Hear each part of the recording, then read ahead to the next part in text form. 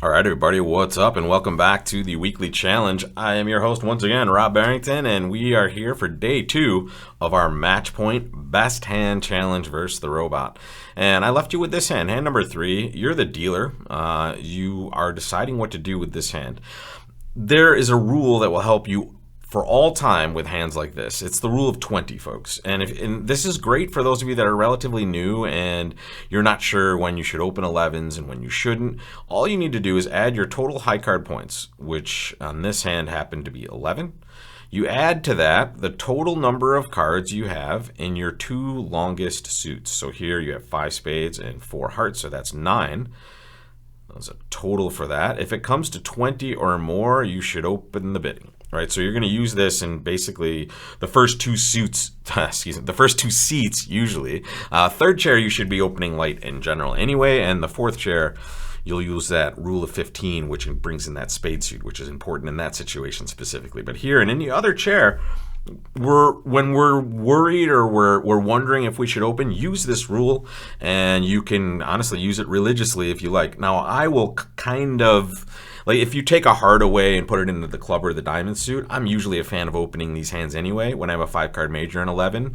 But the rule of 20 will kind of give you a little bit more insurance in these spots. You'll be better equipped to handle these higher level contracts that you might be in when you choose to open light. That's all. All right, so here it's automatic pretty much, especially with 9 cards in both the major suits. It's a super strong hand for an 11 count, right? So we're going to start with 1 spade.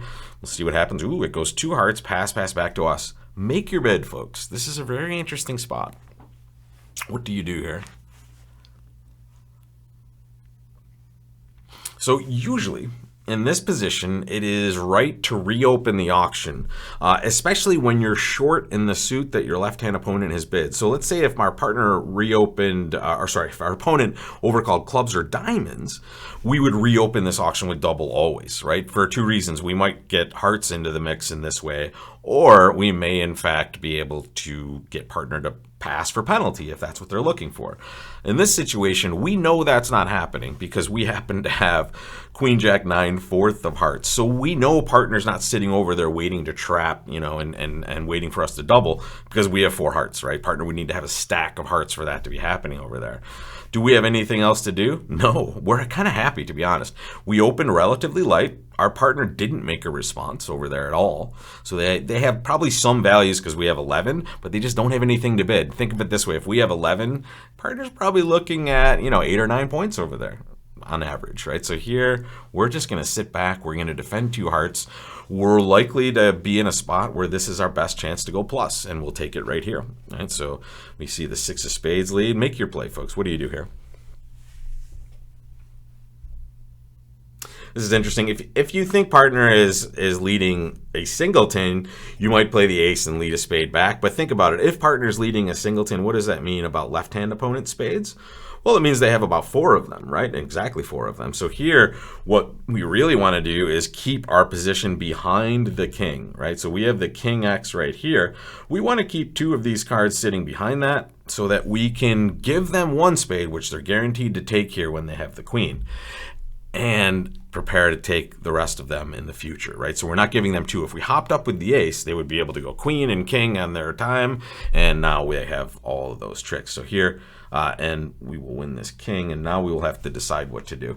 Now we're a little worried here, and you can see why. That diamond suit is a nice source of tricks in dummy. However, we're on the wrong side of the table, unfortunately, for this suit. We are sitting here on this side, waiting to, get into this, trying to take 2 spades from this side of the table is impossible, right? We need to get to partner's hand. So let's think about what we know about the values. Well, it seems like partner has 0 points in spades, right? We know that. In diamonds, partner, I suppose, could have up to 2 points in diamonds. In hearts, you wouldn't expect North to have a heart on her, but if they do, they still have room in their hand for a club card. And let's just talk about the points that were in dummy. Dummy had 10 points. We have 11. That's 21. Lefty has at most 11 because this is a best hand tournament. So let's just give them that. Right? That still leaves partner 8 points on their worst day. So here it seems like they're likely to have some club card. I'm going to play the 6 of clubs and just lead that through. Hopefully partner takes and leads a spade. And then maybe we get a little bit of a ruff or trump promotion going on here. So let's see that spade, partner. Oh, I guess maybe they don't have a spade. Is that possible here? I mean, if they don't have a spade, we probably are in a little bit of a rough spot, I suppose. You see what's happening here. Now we're just basically end played, right? So we have to, and there it is, guys. Yep, they did only have 1 spade. That's too bad. We could have gotten them a ruff earlier. At this point, though, what we're going to do is we're going to essentially give them a pitch here at some point because we have to lead a spade. Let's see, what went on in diamonds? Let me see if I can reconstruct this. We had 2 of them, right? And they've played two rounds of diamonds. Is that right? 1, 2, and maybe a third. I don't know. So here, if we play queen of hearts and spade, we might just be setting everything up. So we're just going to play a spade. We know they have the queen of spades to our left, and here we'll just rough high. They'll pitch a low spade. There we go. And unfortunate for us, they get to play loser on loser there. So we only nip this 1 trick. And this is a mistake on defense here. I think we could have given our partner a ruff here and scored 1 of their trump tricks, unfortunately. And let's look at that on the results screen over here. So here it is, guys. When we get in, that play is fine right there. And I'm happy with that. I don't want to play ace of spades and lead a spade because now I should get to take 2 spade tricks from this point and still, get my partner a ruff. But the problem is I did not take advantage of those. So at this point, let's see. If we lead a spade here, are we getting it? Yeah, there it is. There's 2 tricks right there. And there's that extra trump, right? So all we have to do, if we play ace of spades, low spade, partner will score 1 of those trumps over there. If we never play spades at all, we're just going to kind of hold it to down 1, unfortunately, like we saw, right? So here, we either needed to play a low spade. I kind of like that even better. If partner does have a singleton, it's very risky, but now you maintain that position over the king of spades, and now you'll be able to later on go ace of spades, jack of spades, maybe, if they get it wrong. So here, we could have nipped it 1 more. We'll see what happens on this one if we lost him. So we're playing match points. If we lost this board, that's bad. But here in the auction, we weren't going to do anything differently, right? Recognize always opening this hand and then just passing it, and recognize on defense as well. Count those points, right? Especially in a situation like this. Now, you will not have this situation in real bridge, right? When you're not equipped with the information from a best hand tournament, you're just going to be sitting here kind of, same idea. You'll know partner has something, but you won't have a specific number in mind. Here, it's perfection, basically, because of the information we have. One other question I saw from one of you in the comments. It's a very good question.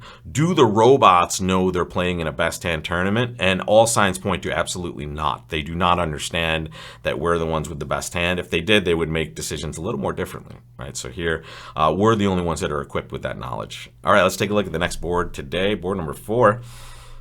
Ooh, wow. Make your bid, folks. What do you do with this hand? That's crazy. It is an interesting spot, and I'm going to share with you a bid that you might not be familiar with. It's 2-no trump in the balancing seat. Now, I'm not saying we're going to do this, but I'm introducing you to this because it's something you might not be familiar with.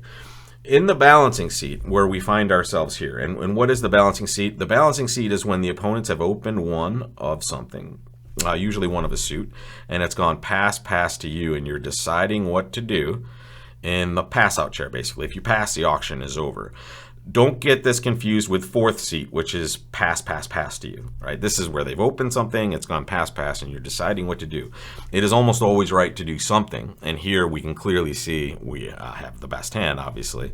How do we show it? Well, one of the ways we can show it is by bidding 2-no trump. And I know some of you might be saying, well, isn't that unusual? It is not, and that is because of the seat we find ourselves in. When you're in the balancing chair, you can end the auction by just passing, right? So if you don't need any preemptive bids is what I'm trying to tell you in a long-winded way, because pass is your preempt, right? If you want to get them out of a contract that they don't belong in, just let it go, right? Let them play where they are. So here we don't need to be preempting. So all of our jumps are actually good hands. And let me show you an example. What would 3 clubs be? Let's say, boom. Opening hand now, right? There's no preemptive jump over call because we need these to show good hands. Now, the one thing I'm worried about when I do something like this is this position, right? This is not the strongest stopper. in the opponent's suit, especially because it lacks a little bit of length. I would prefer even ace third is better because I get to hold up a couple of times. However, I'm just still going to do this because it is the best description of my values and my hand. The other choice, folks, is to double and then come back and bid clubs naturally or no trump naturally. But if I'm going to do that in the future, especially if I'm going to bid no trump, I might as well just show my 19 or 20. Really, I would play this as 18 to 20 in the balancing seat, and we see what partner does. Hopefully, they either have some spade card or the ace of clubs would be beautiful. And wow, they just have everything. Amazing. Look at this hand. Count your winners first and then make your play. What are you playing to trick one from that dummy over there? I mean, partner's table, an amazing hand for us. They have a 10 count, so we could have gotten a little less lucky here. But honestly, think about this. Take all the points away from their hand other than the ace of clubs, right? So if they have ace fourth of clubs and nothing else, if we avoid a diamond lead, we're going to make 9 tricks all day, right? And if partner just had like 5 small diamonds, now we're probably making this, right? So here, recognize that we did get a little lucky, but we didn't need this many points to be somewhat successful. So here's what I would think in a realistic situation, and that's the drawback to these situations. The robots don't understand defense and opening leads, so we can't take all of these things to the bank, but in a real situation, I would expect this to be a 4th best lead. And I would also expect this person to the left to have the jack of hearts, right? So I would picture something like 6, 7, 9 jack, or maybe even a 5th heart here with the 3 of hearts being lower than this 6. But here, to take advantage of this, I would always play the 10 of hearts. And I'm going to do that here. I think it's the most likely situation. Left-hand opponent is the one that actually opened the bidding. They opened 1 spade. So there's 10 points in dummy. We have 18. That is 28. And left-hand opponent opened the bidding. I would say almost every single point is over there. And this is a particularly brutal beat having the jack of hearts offside, especially after a classic 4th best lead by left-hand opponent. But oh well, we'll take it. We will now count our winners and we will say, okay, we're going to have 5 clubs. We clearly have 3 hearts and the ace of spades, so that's 9 winners right off the bat. We might get a 10th with this 4th heart if the hearts are breaking 3-3. It seems less likely now that we've seen this lead situation.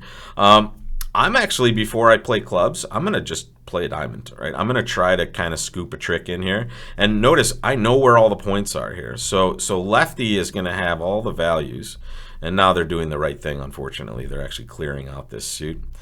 And now they're forcing us to make a tough decision, and I'm going to choose this. Okay, so we're now just going to play all of our clubs. This is unfortunate. I was hoping for a little bit of a slip up by the opponents, right? Maybe don't lead a diamond back right away, and now we have a little end play situation later. Ooh, that heart pitch is nice, unless lefty led a singleton heart originally. Here we go, and we're just going to play everything but hearts until the very end. And I think we might get some bad news here. Yeah, there it is. Yeah, when you see righty pitch a heart early, you know that they're just taunting you with that 5th heart over there. All right, so there it is, making 4. And really, that's 1 extra trick than we had in the books to begin with. So we did relatively well. I think we may have done slightly better if they... Let's see what happens here. Let's get to their position when they win the second trick here. Let's see if they actually switch. Yeah, well, yeah, okay.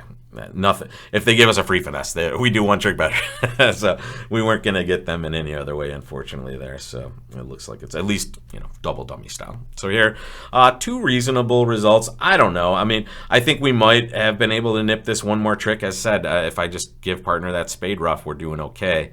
And we'll see if we win this board. This one, I'm glad we got to see this 1 bid, right? In the balancing seat, everything changes. In fact, I think in the fall I am going to do a little balancing seat class during the reopening in September. So here we might do a little more discussion on this on my site, but in general, in the balancing seat, it's like the twilight zone of the bridge table, right?